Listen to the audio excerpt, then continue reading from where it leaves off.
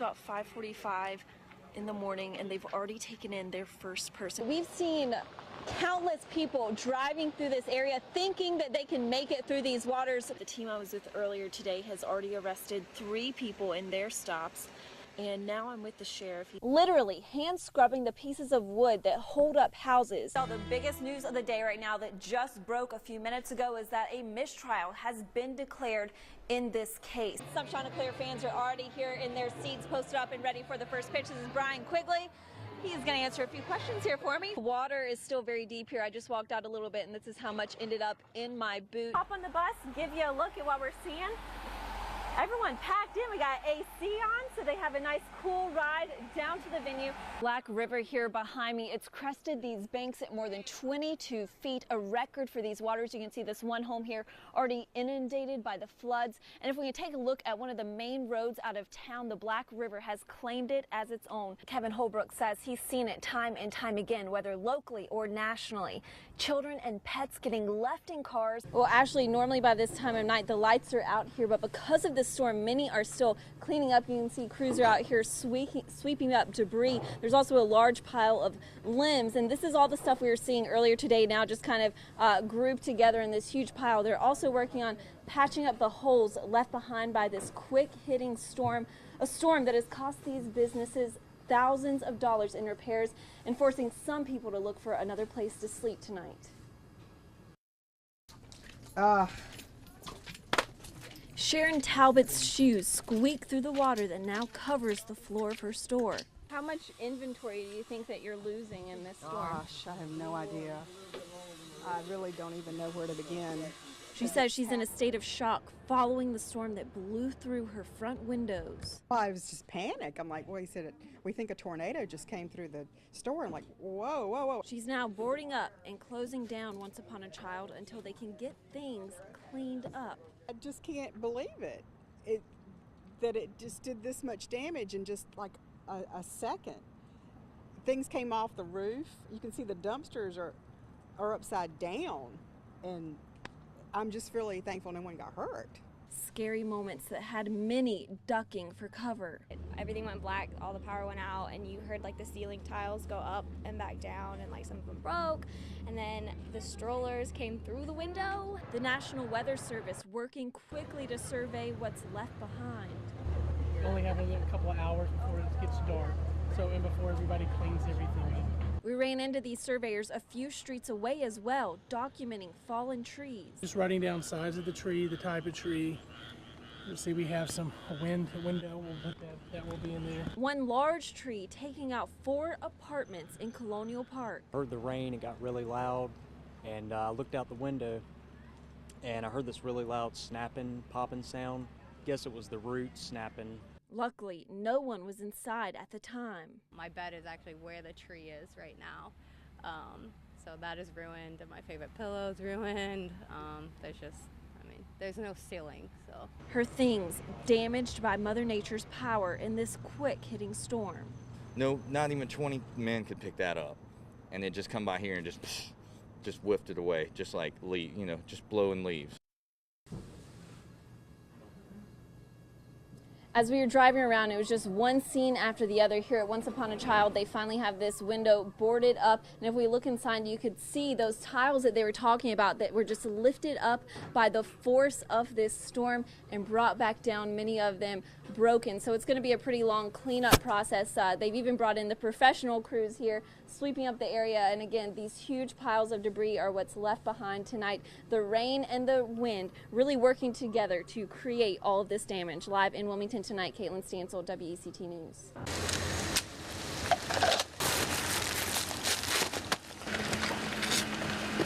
Operation 0 Hour started before dawn. Please drive to highlighted route.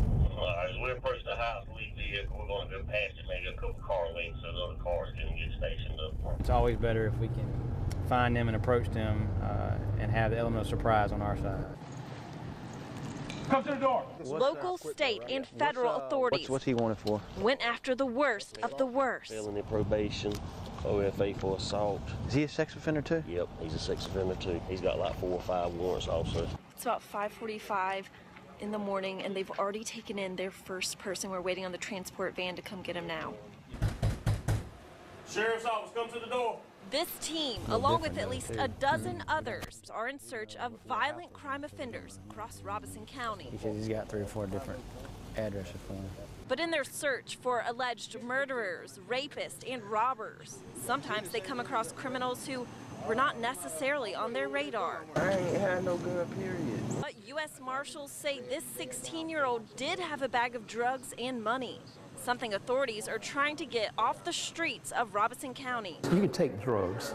I don't care whether they're prescription drugs or illegal drugs, whatever drugs they are, you can tie them to everything that's going on. They love it because you got a badge on. Authorities say they see a cycle of crime in this area. Some of them, we put them in the state part and they stay in there a little while and they get right back out and they do the same thing. So we're hoping and praying that some of these bad boys and bad girls, that we can send them away for a good little while. And some believe these crimes are perpetuated by bigger social issues. We know for a fact the economy has something to do with some of the stuff that's going on, whether it's poverty or whatever it is.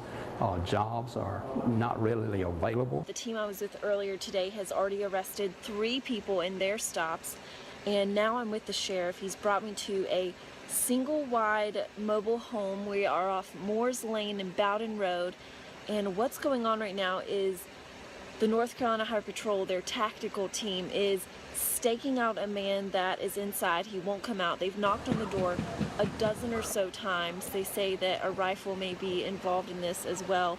Hit that door some way so you can try to get that door open. As the day went on, things got more intense. The people they were going after, more desperate to not go to jail. They may be hiding under the house, in the attic, under clothes. They'll do whatever they can to evade capture. After several hours, authorities were finally able to take this man into custody.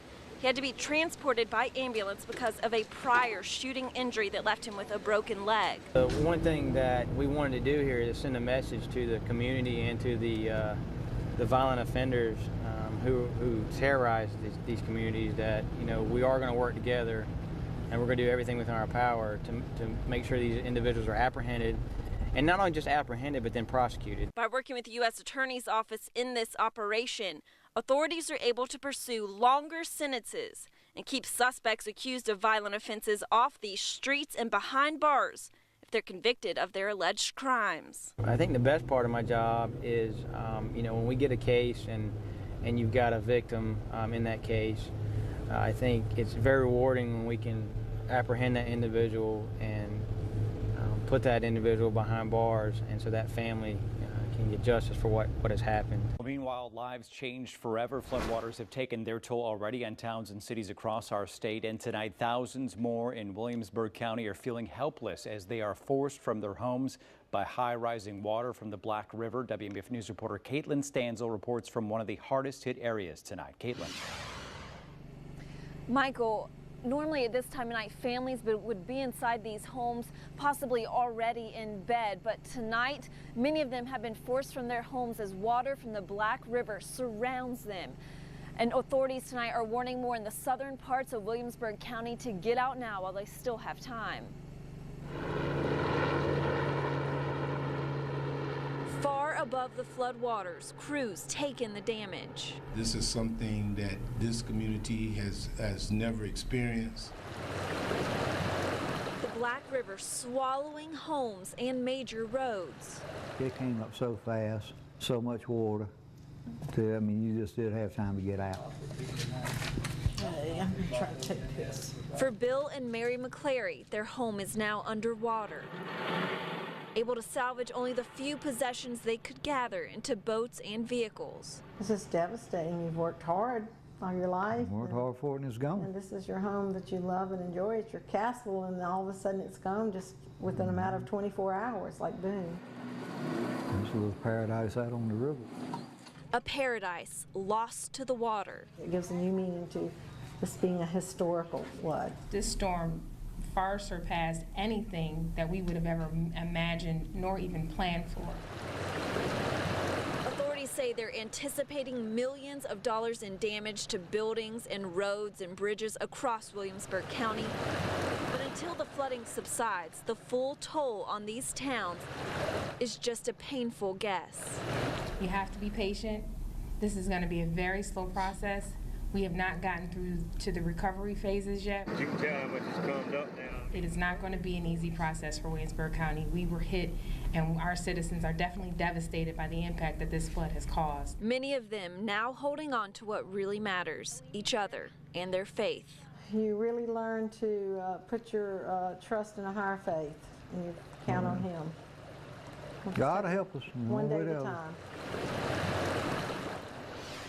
Williamsburg County schools have been canceled through the rest of the week, and authorities have declared this a disaster area, meaning they are going to get federal assistance. They say crews with FEMA could be here as early as tomorrow to help these people who have lost everything in these flood waters. In Kingstree, Kaitlin Stansell for WMBF News. Fighting for first responders. A bill in the South Carolina Senate could cover the costs of mental health treatment of law enforcement personnel, firefighters, paramedics, and EMTs. But for now, it's stalled over concerns about abuse of the system. Reporter Kaitlin Stansell looked into the proposed legislation in her investigation that you'll see only right here on WMBF News. The data is limited. Most states don't track suicides by occupation, but several people who work in emergency services say they've seen a real growth in the number of men and women taking their lives because of the mental stresses of the job. And that's why they say now more than any time before, it's critical that first responders get the help they need. Not often does a month or a month go by that you don't see from different firefighter blogs and organization things that somebody has committed suicide because of on-the-job related stress or PTSD issues. It comes with the territory. The men and women who work as first responders see the worst of the worst. The firefighters, the police officers, the EMTs, that we ask to go into the most dangerous situations and really subject themselves to circumstances that could certainly cause, and would almost you'd expect to cause post-traumatic stress disorder, which is very real, are the folk, they don't have any protection from that. But a bill in the South Carolina Senate wants to fix that. It would cover PTSD as a compensable injury under workers' compensation. It's a small fix to the loophole first responders find themselves stuck in when they're suffering from mental illness. You stay in the business long enough, you have your demons. You have those calls that you'll never forget, that'll never leave you, no matter what.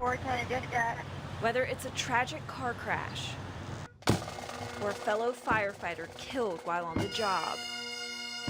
The images can haunt even the strongest first responder. Psychologically, they've changed. Their personalities changed. They're not the same person they were before. I've seen it happen, and I know it's real. The bill also takes away the designation that the experience or situation causing the mental trauma has to be extraordinary or unusual. A traumatic event, it's in the eye of the beholder, and I think that's the difficulty with trying to create some sort of definition. I don't know how you define, watching a child, die as a result of a car crash is horrible any way you slice it, but it may not be as bad as, watching one burn to death. But some in the Senate have concerns about these changes. I was told blatantly to my face that firefighters would fake PTSD to get this coverage. That's a slap in the face of the firefighters and police officers that serve the state of South Carolina, saying we don't care about your mental health. I think their biggest objection is just the unknown, really the unknown cost. Florence County was one of the only local counties to report their estimate that this bill could raise workers' comp claims by up to $35,000 a year. And overall, statewide estimates written into the bill project an increase of $1.7 million if first responder claims go up by 20% over the fiscal year. These aren't malingerers that are trying to, game the system. These are brave men and women that did what we asked them to do, and because of it, they're not going to be the same people. They're not going to be as they were before. This piece of legislation is a pay now or pay later type of legislation. You can either pay for a new firefighter to come on the job, or you can pay for the care of a firefighter, the one that's been there with the experience, hours, and what I think is owed to him for his years of service and the things he's done for his community. Now, with the legislative session wrapping up in a few months, time is running out for this bill to get the attention many say it deserves. Well, we're saving lives, saving marriages, saving families, saving careers. That's what we're doing with this piece of legislation. When we say first responders, this bill only defines those emergency services as law enforcement officers, firefighters, EMTs, or paramedics. It covers them in the paid capacity and as volunteers. To read the full bill and to check out a petition being signed by many first responders and supporters across the state, head to our website, WMBFnews.com. I'm Kaitlin Stansell for WMBF News. WMBF News reporter Kaitlin Stansell joins us live from where that accident happened on Homestown Road. And Kaitlin, you talked with the victim's family about the difficult decision to let their loved one go. Yeah, Michael, it happened in this area on Saturday. Vincent Gimino had just left his sister's home. He was on the way to his house when authorities say that another driver sideswiped his bicycle. The man accused of hitting him charged with leaving Gimino to fight for his life alone on the side of the road. There is no part of me that understands how somebody could just hit somebody that hard to have parts fly off your car and keep going. Responders took Vincent Gimino to Grand Strand Medical Center after a vehicle hit him as he was biking home. His injuries so traumatic, doctors told Gimino's family there was no hope that he would survive. I think that if he would have stopped, maybe my brother would still be here right now. And I know that my brother would want justice. The man authorities say is responsible for Gimino's death is 54-year-old Lawrence Flanagan. He faces several charges, including hit and run resulting in death and going too fast for conditions. It's not going to bring our brother back. Charging him, I mean, Vince is gone. Gimino's life taken while doing something he loved. He was a fanatic with that, the exercise. Yeah, he would ride his bike 10 miles, get off, change his shirt, and go take a walk for 5 miles. Gimino's family never expected that today they would have to make one of the most difficult decisions of their lives, to take their brother off life support. It's terrible. It's terrible. It's hard to see him lay there. You just think he's going to open his eyes. Just absolutely, totally unresponsive. And just trying to, say goodbye to him. A goodbye they hope no other family ever has to make. I would just hope that people would have a conscience to care about other human beings. Flanagan is set to appear in court tomorrow for a bond hearing. Gimino's family says they plan to be there. In Horry County, I'm Kaitlin Stansell for WMBF News.